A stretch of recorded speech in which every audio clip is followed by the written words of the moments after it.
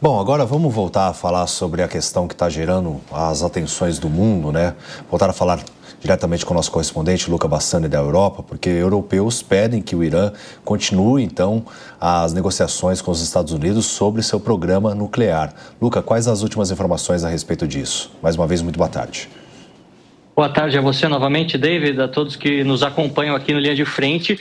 Os europeus hoje passaram o dia inteiro reunidos com o chanceler do Irã, exatamente para tentar negociar essa saída diplomática ao conflito, onde os iranianos se comprometeriam com o programa nuclear apenas para fins civis e, obviamente, reduzindo bastante todo o enriquecimento de urânio que foi observado pela Agência Internacional de Energia Atômica. Todavia, nós vemos que nenhuma convergência foi encontrada, exatamente porque o Irã ele pede para que haja a paralisação do conflito antes de qualquer negociação efetiva. A mesma espécie de desculpa foi dada pelos iranianos na ONU, onde ele disse que todos os apelos da ONU são bem-vindos, mas enquanto não houver um cessar-fogo, enquanto as hostilidades não forem finalizadas, nós não teremos a possibilidade, segundo o governo iraniano, de poder negociar, seja no aspecto nuclear, seja através do programa de mísseis balísticos. Nós vemos, então, que há um impasse nesse sentido. Os israelenses disseram que provavelmente essa operação militar dure mais do que o esperado. Durante os próximos dias, os israelenses continuarão atacando os alvos militares e nucleares dentro do Irã, enquanto que nós temos o Irã também atacando Israel e pedindo para que a comunidade internacional, sobretudo os países ocidentais, possam intervir para, assim, finalizar o conflito. Não há uma perspectiva positiva, observando todos os acontecimentos recentes e essa negativa dos iranianos, tanto para os europeus quanto para as Nações Unidas. Tá certo, Luca. Muito obrigado pelas suas atualizações, informações. Qualquer novidade, claro, você vai estar trazendo aí ao longo da programação. Agradeço as informações e vou aqui gerar o debate com a mesa, né, justamente sobre essa possibilidade. Então, será que realmente o Irã consegue sentar com os Estados Unidos e apresentar, olha, vou abrir aqui as portas, vocês podem fazer a verificação sobre esse enriquecimento de urânio e dessa maneira tornar tudo transparente. Você acredita nisso, Túlio? Olha, David, eu não acredito, infelizmente. Gostaria de acreditar, porque me parece que é verdade a informação de que o Irã enriquece urânio a ponto de fabricar uma arma nuclear. Então, ele vai abrir para os Estados Unidos investigar algo que os Estados Unidos vai encontrar. Eu não acredito. E, infelizmente, o Irã não tem demonstrado que quer cumprir os acordos que celebram, né?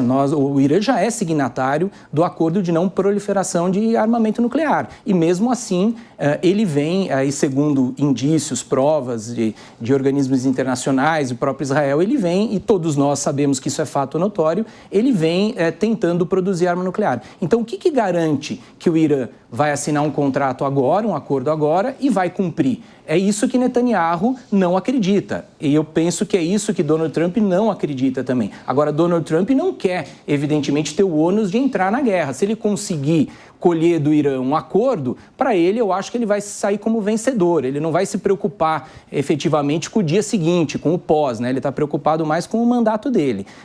Então, David, infelizmente eu não acredito na primeira opção, que o Irã realmente vai assinar, porque ali tem questões mais sérias ainda, não é somente se comprometer a não continuar com o programa de armamento nuclear, mas outras sanções, outras questões ali, outras proibições que são caras para o Irã. E segundo, ainda que o Irã assine, eu não acredito que Netanyahu vai acreditar que Irã vai cumprir esse acordo. Então eu vejo, infelizmente, que essa guerra não para aqui.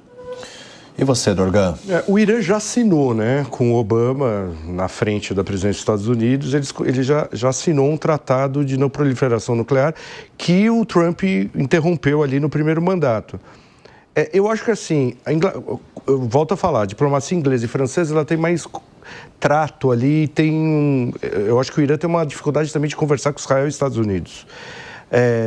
Se a diplomacia francesa e inglesa devolveu para o Irã e falou, vocês têm que conversar com os Estados Unidos, talvez a Rússia tenha que entrar nisso, como avalista. Né? Possivelmente. Parece que o Trump tem uma relação até que razoável com o Putin, né? Já se mostrou ali nas eleições. A relação do Trump com a Inglaterra e França hoje não é tão boa com o primeiro-ministro francês, então é pior ainda, né? Com o Macron não é boa. Então talvez a Rússia... Eu ainda acredito que se a Rússia entrar, talvez consiga fazer algum tipo de acordo. Mas, Dorgan, se os Estados Unidos não assinar, você acredita que Netanyahu acreditaria nesse acordo e pararia? Não vai acreditar. Israel não... Esse é o problema. Assim, essa relação Israel e mundo árabe, os dois não se acreditam. Ok? Porque também em 48, quando se deu o Estado de Israel, em 67 Israel tentou aumentar isso com a guerra dos 6 dias, Golã, com o Sinai. Então, assim, ali também do outro lado descobriu 1 milhão de vezes os árabes também com Israel. Então, ali a relação ali, ela é desconfiança mútua. Por isso que a ONU, e daí talvez esses países precisam intermediar essas relações. Se a Inglaterra e França também tem já, o Trump está conseguindo ter um problema com parceiros históricos, né, dos Estados Unidos, né, que vem desde a Segunda Guerra. A Rússia talvez seja uma saída para isso. Mas eu quero trazer um outro aspecto, até o Luca Bassani estiver com a gente ainda, eu gostaria de perguntá-lo sobre a seguinte questão, porque essa mediação, né, dos europeus, então, será que eles também não fizeram esse aceno dizendo, olha, conversa diretamente com os Estados Unidos, porque são os Estados Unidos que têm o poder bélico para acabar com a possibilidade dessas usinas nucleares? Também esse é um ponto a ser levantado. A gente sabe que do aspecto bélico, você bem disse, apenas os Estados Unidos têm a arma que consegue penetrar a mais de 60 metros de concreto no chão quando a gente olha as instalações de Fordo, né? A GBU-57, carregada por um avião americano, o B-2, é a única combinação bélica que pode destruir uma instalação desta natureza. Nós vemos, todavia, que os Estados Unidos também têm o poder das sanções econômicas. Apesar dos europeus sancionarem o Irã e poderem unilateralmente também retirar parte das sanções, mostrando boa-fé para que o Irã se comprometa com o acordo nuclear. Os Estados Unidos são é o país que mais aplicou sanções. Inclusive, hoje, o presidente Donald Trump ele acabou de autorizar mais uma rodada de sanções às dezenas que já foram aprovadas contra o Irã. Então, a gente vê que o aspecto econômico também não se trata apenas de bélico, porque, por mais que a Europa ainda seja composta por países importantes e ricos, a alavanca econômica que representa os Estados Unidos é muito maior, seja no mercado consumidor, seja também no poder de compra dos seus cidadãos, o interesse das suas empresas em ter acesso às commodities energéticas iranianas, né, seja o gás e o petróleo, sejam os minérios. O Irã é um país muito rico, produtor em minérios, alguns de terras raras que podem ser utilizadas na indústria de ponta dos Estados Unidos, mas, como nós sabemos, é um país sancionado que às vezes acaba dependendo da China para circular essas sanções e continuar fazendo dinheiro. Então, é uma questão extremamente complexa e os europeus, de fato, não têm autonomia e não representam um poder de pressão tão grande sobre Netanyahu a ponto de termos uma mudança de postura dos israelenses. O único que, falando um pouco mais, de forma um pouco mais firme, pode convencer Israel de mudar a sua estratégia o presidente Donald Trump, são os Estados Unidos. Então o Irã, ele sabe muito bem disso e por isso acaba negando essas primeiras tratativas, né, essas precoces tratativas de tentar terminar com essa guerra de maneira diplomática. Essa que é a grande dúvida, né? Thaís Cremasco? Não, eu só queria falar com o Lucas, insistir no meu ponto de pensamento, porque eu sempre fico ouvindo, né, que essas narrativas de quais países, né, e obviamente o mundo vai falar sobre a guerra, mas pensando que a ONU existe justamente, né, foi criada no pós-guerra para justamente garantir e promover a paz e a justiça social, e eu já entendi que você, Luca, analisou da dificuldade de que de fato isso aconteça, mas eu queria ouvir de você novamente se existe alguma perspectiva, alguma forma de que de fato a gente tire o protagonismo dos países e o protagonismo vá para as instituições internacionais, e se você acha que esse de fato é uma forma de conseguir resolver essa guerra. Eu gostaria que fosse uma forma, porque a ONU foi criada exatamente com este propósito, né? Em 1945, nas cinzas do pós-guerra, muitos países novos surgindo, né? Essa necessidade de desmilitarizar o mundo, de tornar as nações mais fraternas, a ponto de evitar um terceiro conflito mundial, assim como aconteceu de forma tão rápida o primeiro e o segundo, né? De 14 a 18, depois de 39 a 45, e nós vemos que a ONU teve inicialmente esse protagonismo, foi importante para evitar um terceiro conflito mundial, principalmente mediando os dois lados do mundo, né, os dois hemisférios, seja a União Soviética e os Estados Unidos, mas ela perdeu muito do protagonismo e teve seu poder diluído através de um dos seus órgãos principais, o Conselho de Segurança. O poder que tem o Conselho de Segurança perante os outros órgãos que estão no guarda-chuva da ONU, ele acaba fazendo com que muitas iniciativas pela paz acabem não se concretizando. O exemplo mais claro e às vezes muito mais triste do que uma guerra, que nós sabemos o risco que os países já têm necessariamente de se envolver, é o exemplo do genocídio em Ruanda em 1994, em que as Nações Unidas tinham observadores não armados lá, apenas lidando para tentar passar relatórios, enquanto que uma etnia matava a outra e 800 mil pessoas inocentes morreram pela simples etnia que tinha o nascimento, uma coisa assim absurda. E a mesma coisa vale para os outros conflitos, né? A ONU perdeu essa capacidade de poder mediar as diversas guerras de maneira isenta, porque uma hora a Rússia e a China puxam a sardinha para um lado, outra hora os Estados Unidos e a França puxam para o outro, sempre o poder de veto, e quando interesses conflitantes são apresentados, e uma guerra é sempre uma questão muito complexa de interesses conflitantes, nós não vamos ter a resolução por meio desse órgão. Eu lamento isso, gostaria que isso acontecesse, mas para que isso possa, no futuro, ocorrer, é primeiro necessário uma reforma institucional na ONU, onde o Conselho de Segurança tenha o seu poder novamente diluído,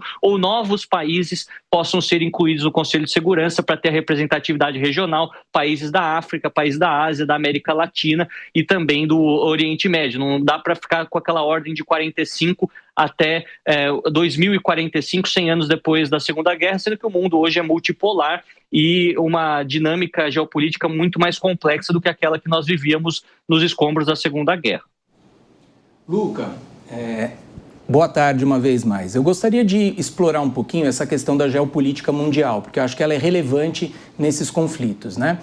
Primeiro, a gente vê o enfraquecimento desses organismos internacionais, eu diria, de forma recente, de maneira muito mais drástica, né? Eu diria que da pandemia para cá, na pandemia já houve um acirramento muito grande entre os componentes ali da ONU por questões ligadas à própria pandemia, e atualmente eu acredito que o fato que tenha rompido de vez, ou que tenha esmorecido, que tenha enfraquecido de vez a ONU, não sei se você concorda, foi a invasão da Rússia na Ucrânia, porque ali foi a prova que a ONU realmente não funciona para nada, que é realmente um encontro de senhores que ficam conversando sobre nada e que não decidem sobre nada, né? Porque não foi capaz de impedir um ato de tamanha violência praticado pela Rússia nesse momento. Então, eu tenho ouvido muito de pessoas especialistas em geopolítica dizendo que hoje a gente tem uma nova ordem geopolítica mundial, né? Que ela não é mais multilateral, ela seria encabeçada pelas 3 grandes potências militares, né? Estados Unidos, China e Rússia. Seria uma espécie de bullying que esses países fariam contra os menores. E por isso que houve aí uma liberação de que eles resolvam o problema com os seus quintais e não mais deem bola para esses organismos internacionais. É o que a gente viu, de novo, a Rússia invadindo a Ucrânia, a gente vê movimentos da China em relação a Taiwan, a gente vê os Estados Unidos, não sei se está blefando ou não, ou se é uma medida de compensação, dizendo o seguinte: olha, eu vou pegar a Groenlândia para mim. E a gente vê, coincidentemente, nesse exato momento, Israel atacando o Irã e com os Estados Unidos por trás. Então, a minha pergunta vai no seguinte sentido: será que isso tudo não faz parte de um acordo geopolítico dizendo o seguinte: olha, as superpotências podem atacar os países nos seus entornos, nos seus quintais, porque não haverá uma retaliação da ONU nesse sentido, e depois essas 3 superpotências é que se entendam entre elas? Estou certo nessa análise? Eu acredito que você está certo, e a gente pode não apenas começar a partir da invasão da Rússia na Ucrânia em 2022, mas a gente pode ir um pouco mais cedo, né? Lá para 2003, quando os Estados Unidos invadem o Iraque também de maneira unilateral, sem autorização da ONU. Então é a primeira grande potência que faz esse movimento no Oriente Médio, invade sem o consentimento de nenhum órgão que está dentro da ONU e não acontece nada, não é sancionado. E aí isso passa um exemplo muito negativo, assim como a invasão ilegal da Ucrânia e tantas outras invasões de menor porte, mas que aconteceram regionalmente, Azerbaijão e Armênia, podemos falar de Etiópia e Eritreia, Sudão do Sul e o Sudão, entre tantas outras questões que acontecem, o conflito dos Iêmens, que tem a participação da Arábia Saudita. Então a gente vê que ela, por não responder às grandes potências, ela acaba fazendo com que os países menores se sintam isentos de qualquer responsabilidade, como a gente vê no caso o Irã financiando o terrorismo internacional, que causa vários atentados no Oriente Médio, principalmente, como aconteceu em Israel. Israel também conduzindo as suas operações militares ao bel prazer. Eu acredito que ela perdeu qualquer credibilidade de poder falar o que é certo, o que é errado, quando ela faz vista grossa para as grandes potências, como você listou, seja os Estados Unidos, seja a China, isso também seja os Estados Unidos, seja a Rússia e futuramente, eu acredito, também a China.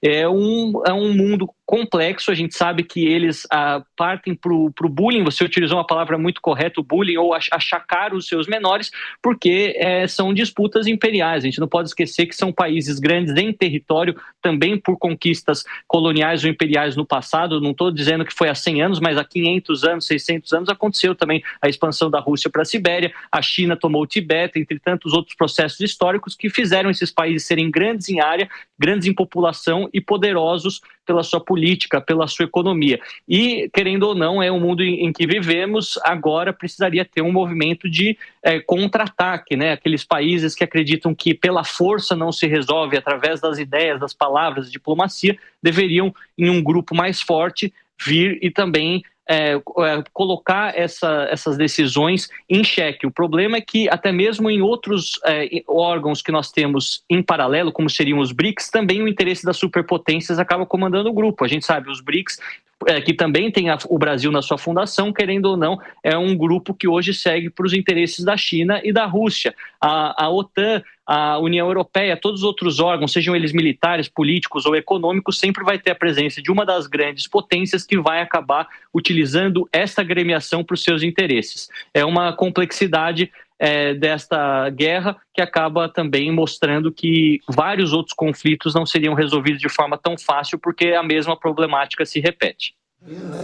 Pois é, Luca, muito obrigado por enquanto pelas suas informações. Vamos conversando aqui, debatendo na mesa, justamente porque enquanto você falava, os meus colegas disseram, olha, o Brasil diplomaticamente é muito ruim. E quem trouxe essa fala foi o Túlio. Eu gostaria que você explicasse por quê. Olha, Luca, o que eu queria dizer é o seguinte, nesse momento, o Brasil, né, lembrando a história gloriosa da diplomacia brasileira, Oswaldo Aranha Bandeira de Mello, né, na época da formação da ONU, enfim, o Brasil que sempre liderou de forma protagonista a diplomacia internacional junto com outros países, vem se apequenando, né, na minha análise. Um sintoma claro desse erro diplomático, no meu entendimento, é o Lula, por exemplo, ir num jantar e festejar com Putin a comemoração da vitória do exército russo sobre o exército nazista, quando, na verdade, a imagem que ele passa é de uma amizade com um líder político internacional, que é um dos líderes mais questionados hoje pela diplomacia internacional, pelo consenso internacional. Então, me parece seria muito mais salutar que ele mandasse os diplomatas ali negociarem do que ele próprio comparecer a um jantar com a esposa, enfim. Isso retrata, Luca, que a nossa diplomacia hoje ela está muito mais ligada na pessoa do presidente, me parece, do que efetivamente que nós tenhamos mecanismos efetivos de diplomacia. Você vê que o Brasil tem realmente poder hoje diplomático? O que o Brasil poderia fazer em relação a todos esses conflitos, né? Eu olho com certa preocupação a posição brasileira, exatamente por ser um país com uma grande escola diplomática. O Itamaraty formou e forma grandes profissionais, mas a gente vê que o princípio básico da diplomacia é a relação entre estados, é uma relação que seja algo perene. Mesmo você tendo mudança de governo, a relação continua. Você constrói ao longo de várias décadas, ao longo de séculos em alguns países. A relação Brasil e Estados Unidos tem séculos, Brasil e França tem séculos, Brasil e Portugal tem séculos. Então, eu acredito que o problema é que hoje estamos deixando de lado a construção de políticas entre estados e construindo políticas entre governos. Então, você se associa àqueles que você tem maior afinidade ideológica. Isso não só para o governo atual do presidente Lula. Anteriormente, o presidente Bolsonaro também se aproximou de países que estavam mais próximos da sua linha ideológica de direita, conservadores. E esse é um problema. A gente não pode ignorar ninguém no mundo e não pode apenas falar com um país, um determinado grupo de países do mundo. Ainda mais o Brasil, que não é uma potência militar, que no caso de um conflito global necessitaria de proteção, e um país que precisa vender para o maior número de pessoas as commodities agrícolas que produz. Então, acredito que muitas vezes a imagem passada, a gente sabe que nos bastidores, sejam os ministérios, sejam os empresários, fazem um bom trabalho e o Brasil continua tendo boas relações, mas a imagem principal passada pelo governo atual mostra uma aproximação maior a determinados países em detrimento de outros, e isso manda uma mensagem negativa. Pelo menos aqui na Europa, essa é a visão que muitos europeus acabam se perguntando. Falam da boa relação que o presidente tem com o presidente Macron, ou até mesmo com o antigo chanceler da Alemanha, Olaf Scholz, mas ao mesmo tempo ele circula muito bem na Rússia, muito bem na China, com o próprio Irã tinha certas afinidades, então é algo complexo de se analisar, e eu volto a repetir, é importante a construção entre estados para que isso, independentemente de quem está na cadeira do presidente, possa fazer com que o país tenha essas pontes abertas em todo o mundo. Exatamente isso. Luca Bassani, agora sim, muito obrigado pelas suas informações. Seguiremos aqui debatendo na mesa. Valeu. Bom, em relação a essa última fala, né, da última vez que eu falei, na verdade, sobre o Brasil e as questões envolvendo o nosso país diplomáticas, gerou um embate entre vocês aqui. Eu não sei se eu estou disposto a isso, até porque a gente já está no finzinho do programa.